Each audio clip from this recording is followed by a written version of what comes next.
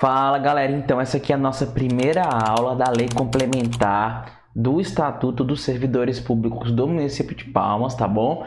E ela vai ser ministrada com base nesse meu livro aqui, nesse meu e-book, que você pode encontrar ele para você comprar na Amazon. Além disso, você pode comprar todos os livros individualmente na Amazon, como você pode ver. Aqui tem o Estatuto dos Servidores, aqui tem o Estatuto da Guarda Metropolitana e aqui tem a Lei Orgânica do município de Palmas. Ou você também pode comprar o combo, tá bom? O combo vem o quê? Vem as 3 leis juntas e você ainda recebe um bônus junto com esse combo, que é o que? A videoaula do Estatuto dos Funcionários Públicos do Estado de Tocantins, que é a Lei 1818, um e-book com 150 questões da Lei Orgânica de Palmas, um e-book com 117 questões comentadas dos servidores públicos do município de Palmas, um outro e-book com 232 questões comentadas do Estatuto da Guarda Metropolitana de Palmas, um resumão de direito administrativo e, por último, o meu e-book que se chama As 21 Verdades que os Cursos Preparatórios Não Têm Coragem de Te Falar. Beleza? E também, para dar isso aqui tudo, galera, né? Só aproveitando já para falar o preço logo, que eu não gosto de dessa enrolação, de ficar maquiando o preço. Então, aqui R$ 59,70, né? Que é um preço bem diferenciado do que se você fosse comprar cada e-book, o primeiro por 20, o segundo por 35, o terceiro por 16,16. E também, galera, tem aqui esse meu e-book gratuito, que é para você baixar a respeito de preparação em concurso público, metodologia de concurso público, que é o meu guia definitivo de como estudar para concursos públicos no estado do Tocantins, mesmo que você esteja começando do absoluto zero, tá? Esse livro aqui é gratuito, 100% online, basta você clicar. Todos os links do que eu estou conversando aqui com você, desses livros que eu te mostrei, estarão aqui na descrição do vídeo. Então, vamos lá, vamos ao que nos interessa. Não se esqueça de curtir, comentar, compartilhar e se inscrever aqui no nosso canal. Beleza, galera? Aqui no nosso livro, a gente tem aqui as noções introdutórias e depois tem a parte aqui dos concursos públicos. Como você pode ver, tem um sumário organizadinho aí, tá? Eu já vou direto lá para a primeira parte para a gente poder ganhar tempo. Então, nas noções introdutórias, a gente já começa aqui falando dos agentes públicos, né? Quem seriam os agentes públicos? E aí, como o próprio livro já traz, agentes públicos é uma acepção genérica, ela é ampla, né? Porque a gente está falando de todas aquelas pessoas que prestam serviço público, sejam eles chamados de servidores públicos ou não, e eles se subdividem nas seguintes categorias. Letra A, agentes políticos. Letra B, particulares em colaboração. Letra C, agentes administrativos. Quando a gente fala dessa galera aqui como um todo, dessa galera aqui, ó, letra A, letra B e letra C, quando a gente fala dessa galera aqui como um todo, nós estamos falando de agentes públicos no sentido amplo, lato sensu, tá bom, galera? Sentido amplo. Então, o que que acontece aqui, né? É uma terminologia ampla, porque ela busca englobar todas essas 3 categorias: agentes políticos, particulares em colaboração e agentes administrativos. Tudo bem? Agora, lá naquela primeira acepção de agentes políticos, aqui na nossa primeira ideia, na verdade, o que nós temos aqui, né? Olha só que interessante. Quando a gente fala dos agentes políticos, nós temos no primeiro momento os detentores de mandato eletivo e os seus auxiliares, e no segundo momento os membros do Ministério Público e magistrados, tá? Daqui a pouco a gente vai aprofundar aqui, é só para você ter uma noção aí do todo. Agora, os particulares em colaboração, nós temos 4, que são os designados, também chamados de honoríficos, os voluntários, os delegados, também chamados de contratados, e os credenciados. E por último, quando nós falamos dos agentes administrativos, nós temos os temporários, os seletistas, os estatutários, que são servidores públicos no sentido restrito, do latim stricto sensu, que são as pessoas que são regidas pelo Estatuto dos Servidores Públicos do município de Palmas, a Lei Complementar 008, que a gente está estudando agora. E por último, nós temos os militares aqui nessa conceituação. Essa conceituação ela não é minha, eu não sou doutrinador, e essa conceituação ela encontra-se no livro do professor Matheus Carvalho, tá bom? Essas características, essa conceituação, essa forma de elencar, né, esses agentes. Ok? Então vamos logo lá para o que nos interessa. Agentes políticos, né? Os agentes políticos, eles são aqueles que têm as suas competências estabelecidas na própria Constituição. Desculpe a palavra, mas as pessoas que ocupam esses cargos são tão foda que as competências dele, as tarefas deles, as atribuições estão previstas na Carta Magna, né? Na legislação máxima que nós temos, que é na própria Constituição. Se forem agentes políticos federais, estarão previstos na Constituição Federal. Se forem agentes políticos estaduais, estarão previstos na Constituição do Estado do Tocantins, horas. Porém, se forem agentes políticos municipais, estarão previstos na Lei Orgânica Municipal. Beleza? E quem são eles? Os detentores de mandato eletivo e seus auxiliares. Por exemplo, mandato eletivo é quem ele chega no poder, né? Chega no governo mediante o voto. Ele é eleito, então a gente tem aqui os governadores e seus auxiliares. Quem são os auxiliares dos governadores aí, a priori, né, no primeiro momento? Os secretários. Então já fica aí esses dois exemplos para nós. Agora, os membros do Ministério Público e os magistrados. Os membros do Ministério Público e os magistrados, como regra, eles prestam um concurso público, né, para poder integrar aí esses quadros. Salvo alguns tribunais superiores que têm o 5º constitucional, mas não vem ao caso agora essa matéria, porque isso aí é assunto lá de direito constitucional. Então, olha só, os membros do Ministério Público, a gente tem os promotores de justiça e também os procuradores de justiça que integram ali os quadros desse órgão, do Ministério Público do Estado. E quando a gente fala de magistrados, nós estamos falando tanto dos juízes, que são aqueles que atuam nos fóruns, ali nas comarcas, no 1º grau, e também dos desembargadores, que são aqueles que atuam no 2º grau, naquele prédio bonito que a gente tem lá na Praça dos Girassóis. Beleza? Nota, olha essa atenção aqui, presta atenção, olha só.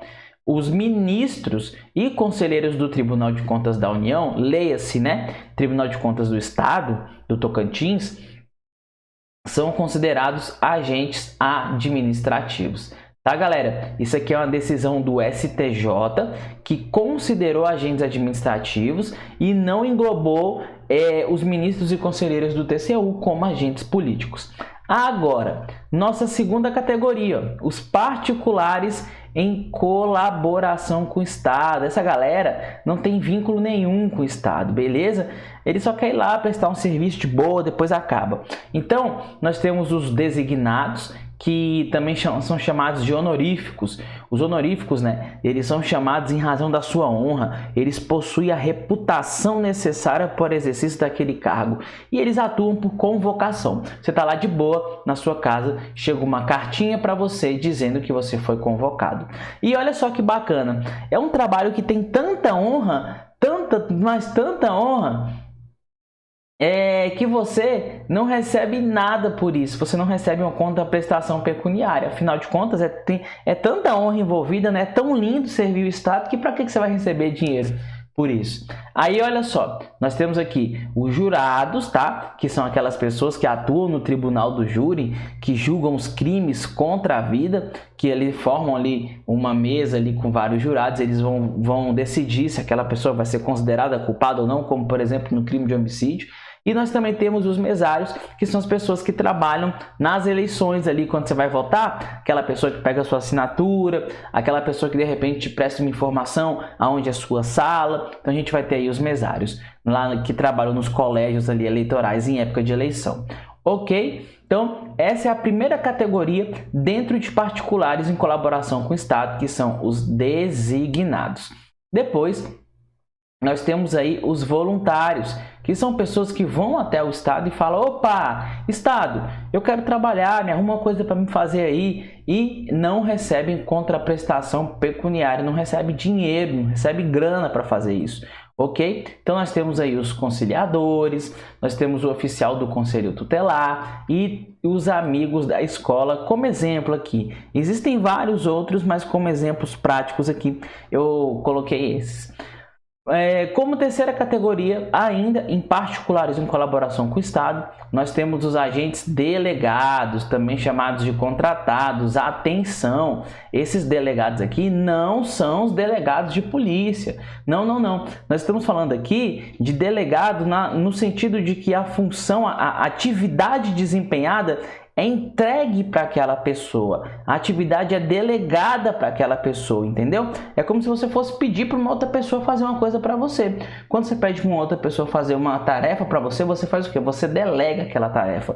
E aí, esses delegados, também chamados de contratados, eles prestam serviço para o Estado, ok? Mediante contrato, e esse contrato ele é precedido de um procedimento licitatório, joia? E a partir daí nascem as figuras das concessões, das permissões e autorizações de prestação de serviço público. Concessão de prestação de serviço público, permissão de prestação de serviço público e autorização de prestação de serviço público. E por último, e não menos importante, nós temos aqui os agentes credenciados. Ainda dentro do tópico de particulares em colaboração com o Estado, eles são aquelas pessoas que recebem a incumbência, recebem a tarefa de representar o Estado, né? Quando eu falo Estado, eu não estou falando só do Brasil, né?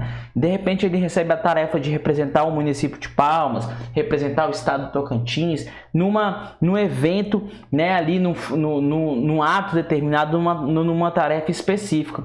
Um exemplo muito comum utilizado pela doutrina é o Rei Pelé representando o Brasil num evento mundial de futebol. Beleza? Então naquele momento ele é o quê? Ele é agente público para essa concepção na categoria de particular em colaboração com o Estado, como credenciado, ok? Agora, olha só, galera, e o oficial de cartório, o oficial cartorário, o tabelião, o que ele é considerado? Bom, depende da banca que você vai fazer a prova. Se for o CESP, ele é considerado um agente delegado. Porém, se for a FGV, ele é considerado aí um agente credenciado. Beleza? E por último, para a gente fechar aqui essa primeira parte da nossa aula, nós temos os agentes administrativos. E como eu já disse lá para você, lá em cima, antes da gente adentrar aqui nos termos específicos, eles também podem ser chamados de servidor público em sentido amplo. Só um minutinho, galera, deixa eu dar aqui uma conferida. Isso, agentes públicos... Servidor público lato sensu, agente administrativo, servidor público lato sensu. Agentes públicos, agente administrativo.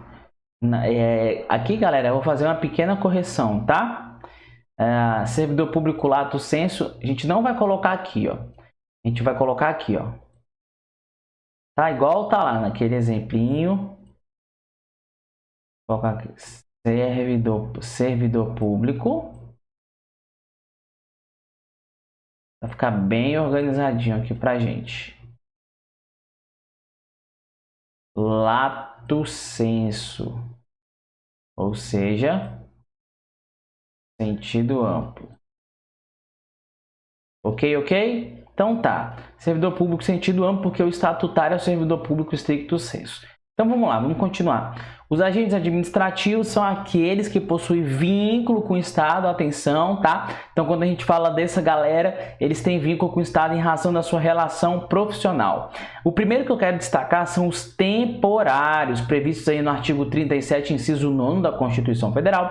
E você tem que decorar o seguinte, ó, os temporários, eles são contratados por tempo determinado, ok? Para atender necessidade temporária e excepcional. Então você precisa compreender que quando nós estamos diante da figura do servidor temporário, ele não é a regra, ele não pode substituir o servidor efetivo. Ele é contratado em situações excepcionais, quando precisa, né, cobrir um buraco ali, resolver uma questão que o efetivo não está dando conta, que o corpo de servidores efetivos não está dando conta, ok? Com algumas características dos servidores temporários, os seus processos serão julgados na justiça comum, eles possuem uma lei específica, o que significa dizer que eles não serão regidos pela CLT, eles não serão regidos pelo Estatuto dos Servidores, afinal de contas, eles possuem uma lei específica para eles, que é a Lei 8.745 de 93. E para que você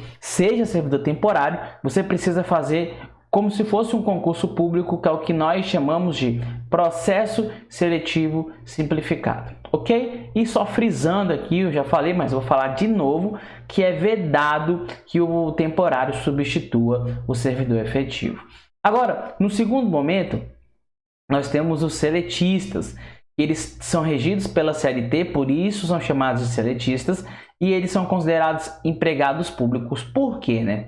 Eles são considerados empregados públicos porque eles ocupam emprego público, ok? Aí, o que acontece? Olha que massa, né? Essa galera que ingressa no Estado fazendo concurso, ó, concurso público. Eles são regidos pela CLT, só que no momento que eles começam a trabalhar, eles vão assinar um contrato de trabalho. E aí, eles vão prestar serviço nas empresas públicas, na sociedade de economia mista, que integram a administração indireta, como, por exemplo, a galera que trabalha na Caixa Econômica Federal, tudo empregado público, ó, no Banco do Brasil, na Petrobras,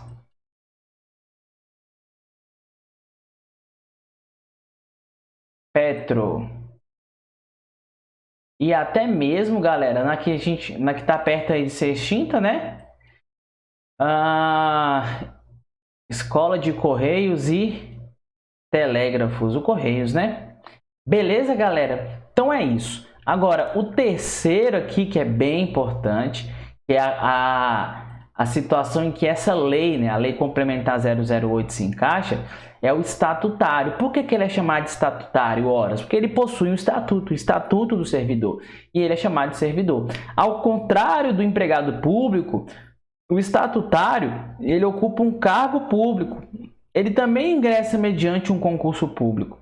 Só que ao contrário do empregado público, ele é regido por uma lei e não pela CLT. Ele tem uma norma específica para ele.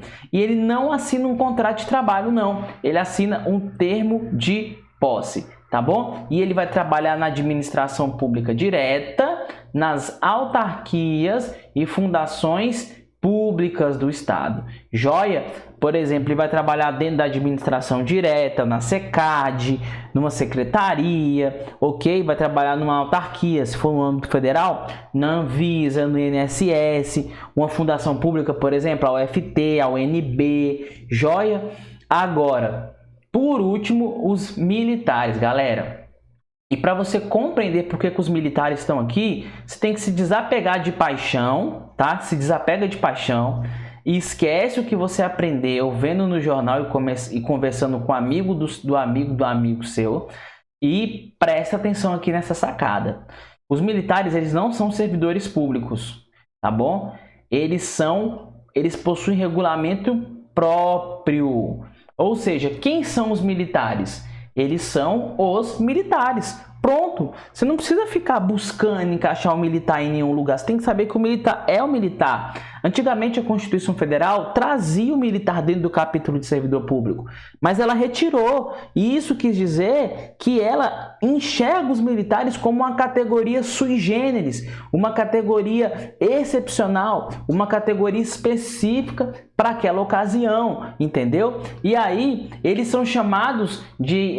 a gente engloba ele como agente administrativo aqui nesse caso, simplesmente porque eles recebem os seus soldos ou subsídios do erário, dos cofres públicos. Então, professor, você está querendo me dizer que os militares não se encaixam em nenhuma das categorias, mas eles se encontram na categoria agentes administrativos simplesmente porque eles recebem grana do Estado? Sim, galera, é isso mesmo que eu falei para você. Beleza? Então vamos lá, continuemos para a gente fechar essa aula. Cuidado com o termo funcionário público. O termo funcionário público ele não é usado no ordenamento jurídico administrativo. Beleza? A gente só encontra esse termo no Código Penal quando ele vai falar das pessoas que cometeram crime contra a administração pública. Então, necessariamente, quando a gente utiliza o termo funcionário público como regra, a gente está falando que a pessoa cometeu um crime. Então, cuidado com o uso demasiado desse termo. Beleza? Então, aquele que trabalha para o Estado, ele não pode ser chamado de funcionário público de forma usual, de forma muito grotesca, a não ser que haja um embasamento teórico para aplicação, né, e explicação de que ele está, naquele momento, exercendo a função pública, né? Então, se ele exerce a função pública, ele é um funcionário público, mas quando a doutrina traz isso, ela deixa muito clara que ela está se referindo ao exercício de determinada função, que faz tal coisa, e por isso está utilizando o termo funcionário público. Então, muito cuidado. Ele não pode ser usado de forma demasiada, tá? Porque significa, como regra, são pessoas que cometeram crimes contra a administração pública. Porém, às vezes a doutrina utiliza, tá? Só que não é doutrina majoritária, mas às vezes ela utiliza e fazendo essa acepção do exercício da função pública. Mas quando ela faz isso, já que é uma exceção, ela traz tudo explicadinho, certinho do porquê que ela está utilizando o termo. O que significa dizer que não é correto que você utilize de forma demasiada, de forma comum, chamando todo mundo de funcionário público. Beleza, galera? Então era isso que eu queria conversar com vocês aqui na nossa primeira aula. Espero que vocês tenham gostado. Fique comigo aqui para nossas próximas aulas.